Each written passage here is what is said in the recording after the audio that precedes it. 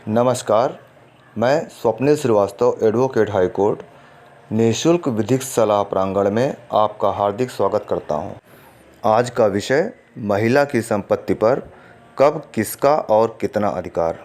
मुख्य बिंदु: माँ की मृत्यु बिना वसीयत किए हो जाती है तो उसकी संपत्ति पर पहला अधिकार किसका होगा। पत्नी की संपत्ति पर पति का अधिकार कब होगा, अर्थात माँ की संपत्ति पर पिता का अधिकार कब होगा।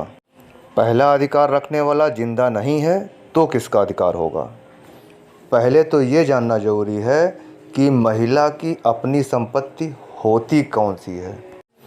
वह प्रॉपर्टी जिसे महिला ने खुद बनाया हो, उसे मायके से मिला हो, कहीं से दान में मिला हो या उसके पति ने अपने पैसे से उसके नाम बनाया हो, उसके नाम है तो उसकी प्रॉपर्टी है। हिंदू उत्तराधिकार अधिनियम 1956 में आया, जिसके अनुसार किसी भी महिला की मृत्यु अगर वसीयत किए बिना हो जाती है तो उसकी प्रॉपर्टी पे पहला अधिकार उसके बेटे बेटियों का होगा। बेटे बेटी जिंदा नहीं है तो उनकी संतानों का होगा। दूसरा अधिकार होगा उसके पति का। अगर पति जिंदा नहीं है तो ये अधिकार ट्रांसफ़र हो जाता है पति के उत्तराधिकारियों पर। तीसरा अधिकार उस महिला के पिता और माता का। चौथा अधिकार उसके पिता के उत्तराधिकारियों का और पांचवा उसकी माता के उत्तराधिकारियों का।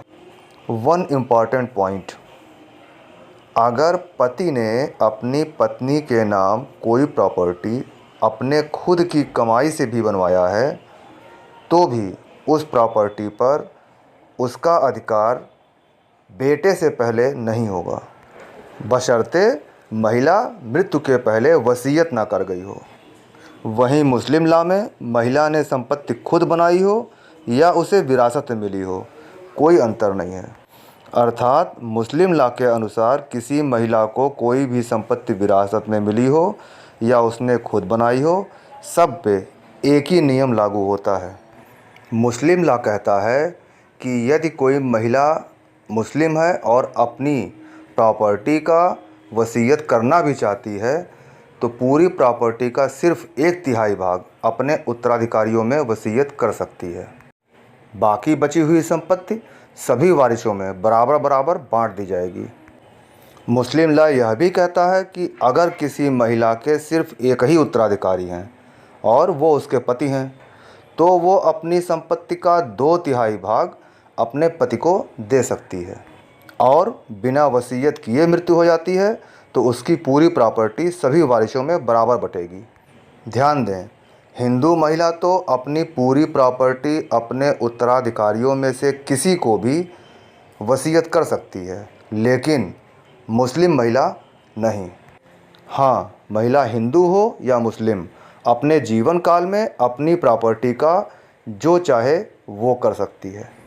अगर किसी हिंदू महिला की मृत्यु बिना वसीयत किए हो जाती है तो उसकी प्रॉपर्टी पर सबसे पहला अधिकार बेटे बेटी का होगा। अगर उसकी ये प्रॉपर्टी उसके पति ने उसके नाम बनवाई है तो भी पति का नहीं, पहला अधिकार बेटे बेटी का ही होगा।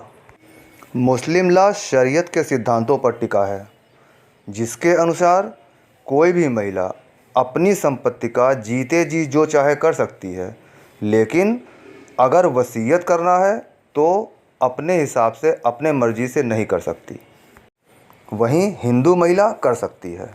हिंदू महिला की मृत्यु बिना वसीयत किए हो जाती है तो उसकी संपत्ति पर सबसे पहला अधिकार बेटे बेटी का होगा, उसके बाद किसी और का।